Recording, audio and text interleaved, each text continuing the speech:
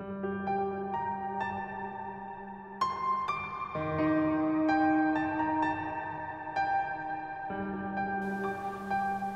there, Kris here with another video for y'all. I don't know if this is a tutorial or if this is a quick tip. If this is a quick tip on the side, a side order of I don't know. I got nothing. So I was working on my airbrushing, with my airbrush noob series, and one of the problems I run into. Now I don't have a whole lot of room in my work area, and so my Minitaire paints are all just kind of not milling about, but I have them all in this big, holy crap, in this big tray. Now you can see here, I have all my Minitaire paints sitting in this little bin. No, it's not all of them, but most of them. But you can see how, like, the colors, like most paints, there's a little bit of separation. And let's find a good example of it where it's kind of deceiving as to what the color looks like. Okay, here's a good one. So you can see the top here. Okay, see how that really kind of like sky blue that looks? The paint is actually not that sky blue. It's actually very, very light blue. It's a really, really pale blue. So I'm like, well, geez, it makes it kind of hard to pick and choose your colors correctly, right? So I was thinking, well, okay, what the heck can I do to resolve this? Well, the Minitaire paints, they just come in these little simple little bottles. They got some nice little flip top lids to them, and you squirt the paint in, everything like that. So the first thing I'm going to do, well, not the first thing. Yeah, maybe the first thing, or the second thing. No, it'll probably somewhere at the same. It'll probably be the first thing, because what I'm going to do is, because a lot of these paints I haven't even opened yet. A lot of them I haven't even used because I just haven't gotten around to it, right? And what I'm going to do is I'm going to put an agitator into my paints. And so I've got a couple things of ball bearings. These are 5 millimeter stainless steel ball bearings. Stainless steel, mainly because once it's sitting in the paint pot, you don't want it oxidizing at all or reacting with whatever moisture, oxygen, whatever is in the paints, because sometimes they can rust. I know some people have suggested like brass bearings or copper bearings, like BBs, like for BB guns. Not such a good idea. Now these are 5 millimeter. Now these are pretty big and they got some good heft to them. And really all you're looking for is just something to agitate that bottom mixture of paint, right? As the paint settles and it gets kind of solid. That's the whole point of these things, is to agitate those paints. Now the great thing about these things, especially when you go to, you shell out a couple, like this wasn't much to get this going. But the great thing is that once the paint has, you've used up all the paint and the paint pot's empty, you just drain it, get this little bearing out, and use it in your next bottle of paint. And keep the bottle too, rinse the bottles out. I'm a bit of a hoarder, so I always keep bottles and stuff lying around. But the other problem I had is because these caps are all black, and I was thinking, well, what would an anal retentive painter like Kris do? Well, guess what he does, or he's going to do. And I don't know if I'll film the whole thing, but just to give you guys kind of an idea what my whole run through is going to be. But I am going to color the tops of these paints, just so that I can see, because I have them in a tray, and like I said, like, they're fairly deceiving. Like when I'm looking at the top, because most of the paints I can only see the top halves, and like I said before, like that was really sky blue. I gave this a good shake, but you can hear it, like it needs an agitator in there. And like my primers, they have agitators, because you need them. And especially for metallics, metallic paints, the first paints that are going to get agitators are the metallic paints. And so what I'm probably going to do is I'm going to open them all up, pull the seals, not all at the same time, but go one by one. I hopefully have enough ball bearings, but anyway, the first ones that are going to get ball bearings are the metallics. The metallics definitely, because metallics, the really bad habit of all the, you know, what is that at the bottom? The metallic flakes, the metallic pigment sits at the bottom, and it needs an agitator to stir up all that stuff. And you know, and this doesn't apply just to these paints. Definitely would recommend it with the Vallejo colors, P3 colors. My P3 colors, like this one's only been sitting on my desk maybe a couple days. It's kind of hard to see, but there's a discoloration going on. This is, what color is this? Great Coat Gray from P3, and you know, it's separated. All acrylic paints are going to separate, and it's actually a pretty good habit to get into putting agitators into your paints, especially for a lot of you who, you know, you're kind of on a fixed budget, and you know, just kind of like the wet palette, where you know you use it and you know it's going to extend the life of your paints. Well, this is going to help extend the life of your paints again, because you know, you give your paints a little shake and a little agitator, and it stirs up the paint a lot better. You get a better mixture of your paint, better quality, because sometimes, like with the Vallejos, if they're not shooken up enough, sometimes you get like this big heap of medium, and then the pigment follows afterwards, and it's like a complete paint. And so some colors are really like that, where they have like a heavy medium in them, or a heavy pigment in them, and the medium and everything just separates. And I've noticed that with a lot of these Minitaire colors. I can even see here, I don't know if it's going to show up on camera, but you can see the yellow, how it gets dark. You can see a line there, and it's a lot brighter. Needs an agitator. Give it a good shake, and it all mixes up pretty well. I can see like the little bubbles forming at the top. It's not like, you know, the pigment is super dense, and I think that's a quality of airbrush paints anyways, is that the pigment isn't like super dense, because it's got to be the ratio, right? Because you're spraying so much, it's got to move through an airbrush, it's got to flow well, versus, you know, brush on paints, where most of the time the pigment sits very heavily within the medium, and you can get away with that, of course, because when you throw regular paints into an airbrush, you have to thin it down, right? So you got to break it back down, whereas, you know, airbrush paints, it's already way thinned down. So I think the first thing I'm going to do is, I don't think the ghost tints need it, because they're pretty liquidy. You can see here how really liquidy ghost tints are, and these are great colors too. These are so much fun. I've actually, no, maybe I'll show in another video, ghost tints, but a lot of fun. Solid colors, metallics are first. Metallics are first up, and yeah, I guess I'll I don't know, do I really need to show it? Maybe I'll just skim through a couple of things of going on, and then, you know, maybe we'll come back to it. I don't know. This was kind of a quick tip on the side. Quick tip on the side. Side order. A side order helping.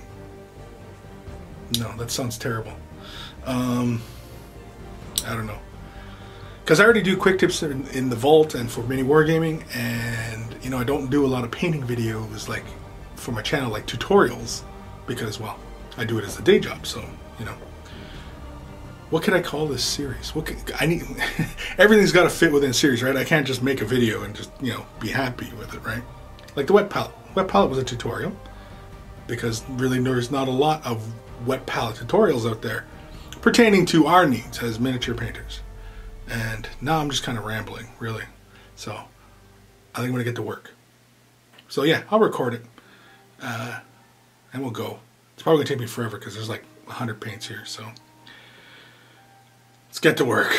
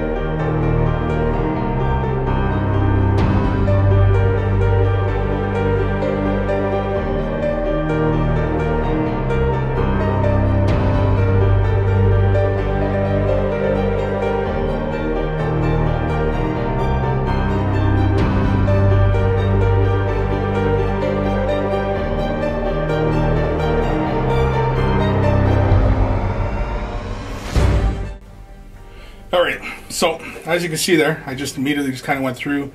These are just the quick metallics. I'm pretty sure that's all of them.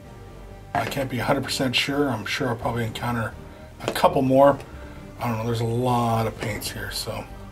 But anyway, you can hear. And so that's helping mix that pigment up inside there. But in hindsight though, as I was doing this, I was trying to think of a procedure I can, you know, comfortably do all this. And I think what I will do is I'm going to quickly wipe down the tops, prime each of them, so that when I do have them open, I can quickly take a paintbrush and apply the color on top. And then afterwards seal all the caps. I think that's what I'm going to do. I'm going to have to, as I work through a bundle, oh man, that's so much better. I can hear this copper here just mixing. I can hear it mixing. This is fantastic. I don't know why I didn't do this earlier, but oh yeah, you can still see the sediment there. So for anybody out there, get yourself some agitators, and this doesn't even have to apply to Minitaire paints or even like any airbrush paints. It applies to pretty much any paint, especially any that have the high pigment, you know, like Vallejo's, Minitaire, you know. Not so much with the Games Workshop paints, well, most of them anyway, because they're a fairly heavy body paint. And even, well, the P3, some of the old P3s used to have a really heavy body to them, but now I find that they're little bit thinner. And even these could stand to have an agitator in them. But definitely the Vallejo paints, definitely these.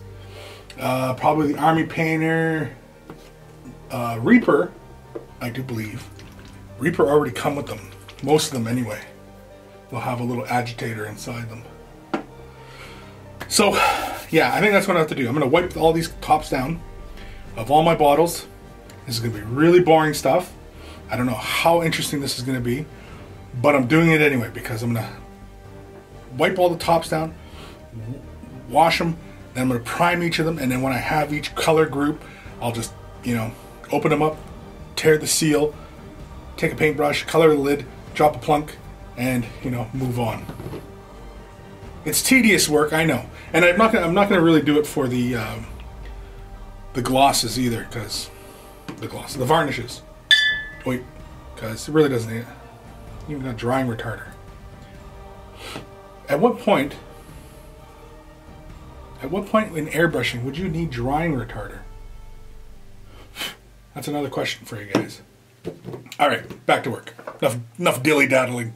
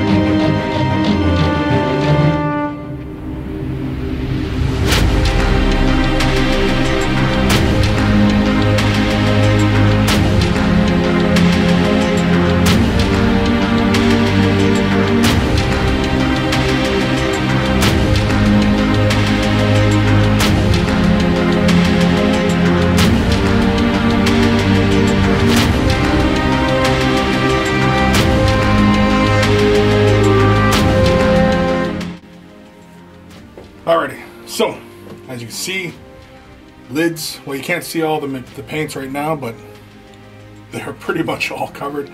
I even went ahead and did the ghost tints. I really wasn't sure if I was going to do those ones or not, but I said, heck with it. I had the primer, so I might as well. It's kind of hard to identify the ghost tints anyway. I'm not sure what I'll do to single them out so they don't get them confused with the other colors. And so I already put in the agitators into the metallics here. And so next is to indicate the tops. And so all I'm going to do for that is basically the procedure will be that I will unscrew a cap, pull off any kind of thingamabobber that might be in there, and then take a little bit of the color, and oh, it's pretty sudsy there. Okay, maybe not that bad, but pull some of that off.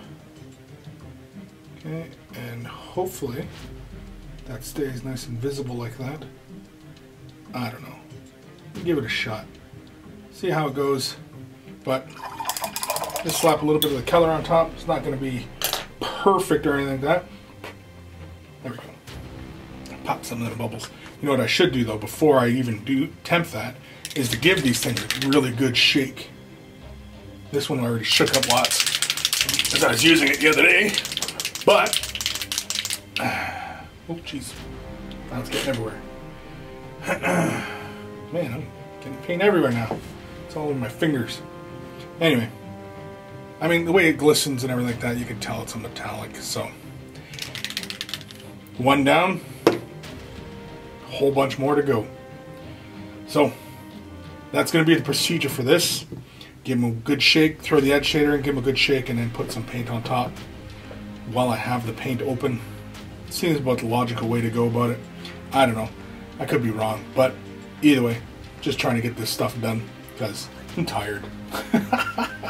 I'm tired. I'm sleepy. So, let's get to work.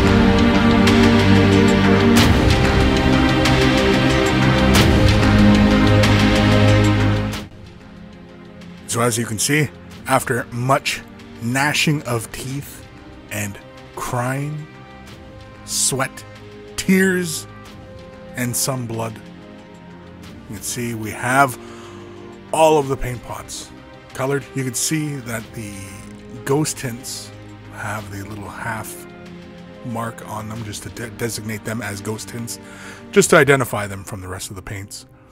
Didn't bother putting in any kind of agitators in the ghost tints or the varnishes, but everything else has an agitator. Everything's been colored on top. Some of them kind of messy, but you know what? At some point, I just couldn't care less. I'm just glad it's done. I think the primers there in the bottom I'm gonna probably put an agitator in there just for those guys too. But done, ready to go. Oof, what an undertaking.